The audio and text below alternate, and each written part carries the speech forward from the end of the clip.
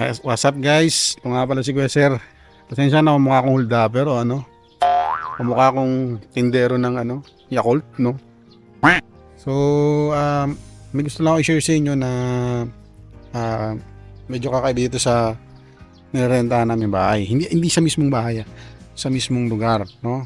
So, nung puro around 2 to 3 weeks ago, no? Pasensya na ngayon ko na naikwento. Meron nakita dito yung misis ko na dito banda. Diyan banda na itlog na maliit na puti, no? So mas maliit siya ng dihamak sa normal na itlog, no? Sa normal na itlog, tapos isa pa yung itlog na yun basag na. Kumbaga may sureball na may lumabas na doon. So parang mas maliit siya ng bahagya lang sa normal na itlog. Para siyang malaki ng bahagya naman siya sa pugo, no? So yun, kulay puti siya. So hinara ng misis ko ahas, no? Siyempre masukal dito. Hindi namin siya malinis kasi nga mula nung nakita ng misis ko yun, natakot na rin ako na pumunta rito. Siyempre, alam mo naman, ayokong dito matuklaw or kahit yung misis ko natatakot na rin magkalkal, no? Diyan sa mga halaman na yan nakalagay dyan.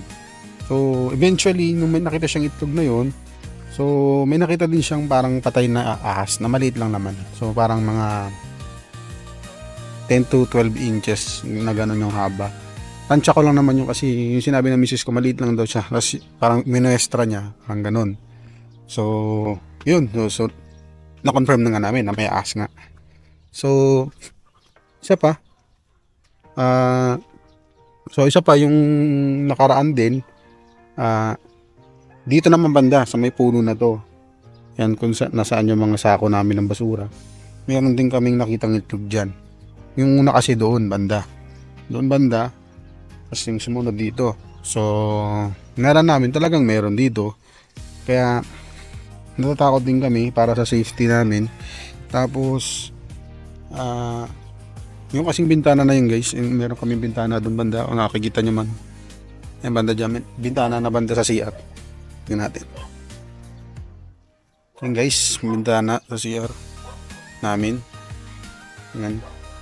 So lagi kong sinasara yan pag ino-open namin. Ino-open na namin yung pag nagluluto. So ginagawa namin yung para yung init sumingaw, no?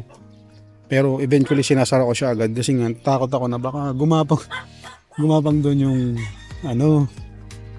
yung ahas, no? Oh my So God. yun yung isa sa gusto share sa inyo kasi hindi ko sure kung meron talaga dito sa banda sa amin or sa kanila kasi wala sa kabila katapat namin bahay kasi regular sila nakakapaglinis. So kami nakita kasi namin kaya parang kinabahan na kayo maglinis. So hindi ko alam kung malilinis pa namin yun in the future kasi hindi namin masabi na baka biglang may kumagat sa'yo, tumuklaw sa'yo dyan. Saka di pa namin alam kung yung ahas na yun makamandag o hindi. So yun guys, no? So isa ko pang gustong i-ano sa inyo is dumadaming langaw dito sa amin. So unang peste, ahas. Pangalawa, langaw, no? Langaw naman. So dito guys, kasi nasa tabi kami ng creek. Isa yun sa pangkamalaking dahilan. Although yung creek naman dito is hindi naman siya yung itim na itim guys. Yun, no? Hindi titingnan nyo. Hindi naman siya itim na itim guys, diba? Kung titingnan nyo. Ano naman siya, tsaka smooth flowing siya. Hindi naman siya maitim, tapos hindi rin siya masyadong malumot. So tuloy-tuloy naman siya, hindi naman siya barado. Ang problema, may mga ibang tao dito na nagtatapon diyan sa creek. Siyempre mahaba tong creek, no? From dito hanggang doon sa kabila. Meron yan doon. Merong nagano diyan, merong nagtatapon. So dito rin banda sa amin kasi may mga dito rin banda sa amin meron din. So kami ang ginagawa naman namin ng misis ko, kapag nabubulok, tinaplastic namin siya. Tapos, binabalot namin siya, pinagkasama namin siya, hinayaan namin siya mabulok dito. Sunday. Nilagay namin sa may lupa. Binabaon namin dyan. Pero eventually, kinakalkal din kasi ng mga pusa. Siyempre, naamoy nila yan. Tsaka yung pagbaon namin kasi hindi naman siya baon na baon. Parang tinatabunan namin siya ng bato. Tapos konting buhangin. Yan kasi para lang siya hindi langawin. Tapos nangangamoy din kasi yan pag eventually nangangamoy yan. So, yun.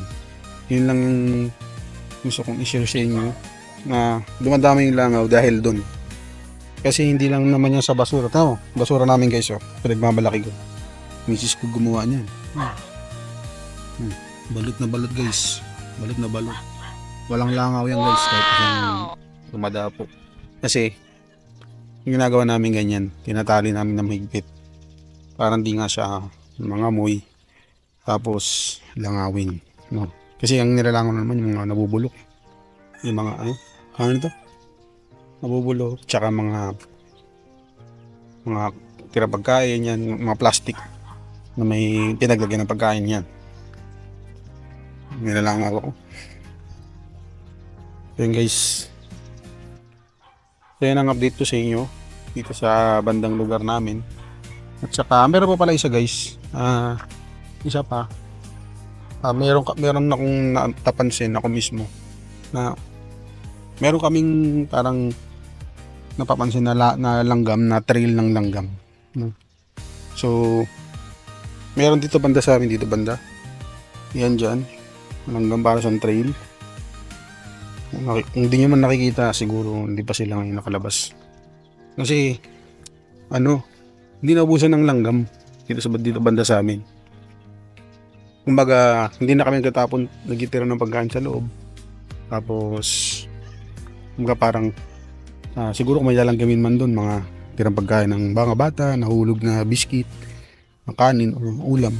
Yun, nalanggamin yun. Pero, meron kaming, na pansin na, kahit anong walis namin, walis sa kanilang langgam, talaga meron silang isang pulutong. Dito guys, meron sa hagdan namin bandon. Dati dyan. Dati guys, dyan sa butas na yan. Yan, minsan lang may lumalabas dyan na trail ng langgam. So yan. Hindi nga lang masipag yung misis ko maglinis. Sana pag nakikita namin na merong kabuk, yung konting langaw, nilalangaw na isang part, walisin namin agad kasi hirap pero ito talagang pinaka gusto kong i-share sa inyo na ganun pala talaga, no? Kapag hindi mo pag-aari, hindi sa'yo, nirentahan mo lang or hiniram mo lang, ang hirap talaga, parang may konting kurot, no? Na linisin ko ba to? Ayusin ko ba to? Kasi kami nangupahan lang kami dito, no? If you don't know, diba? Na kami nangupahan lang kami dito. So parang pag naglilinis ka, masarap sa pakiramdam, syempre malinis, pero kailan kaya kayo maglilinis ng sarili namin bahay, no? Kasi yung pangarap namin dalawa, yung kiss ko. So, sana mas masarap sa feeling yun. Alam ko mas masarap sa feeling. At sana, mali pala ako. Alam ko mas masarap sa feeling yun. At sana dumating yung araw na yun. So, yun lang guys. Kung may gusto pa kayong itanong, no? Kasi marami akong nakikita nagtatanong sa comments. Tanong nyo lang guys, sasagutin ko ng sa abot ng aking alam at abot ng aking makakaya, no? So yun lang guys, maraming salamat. Subscribe kayo, kita kits.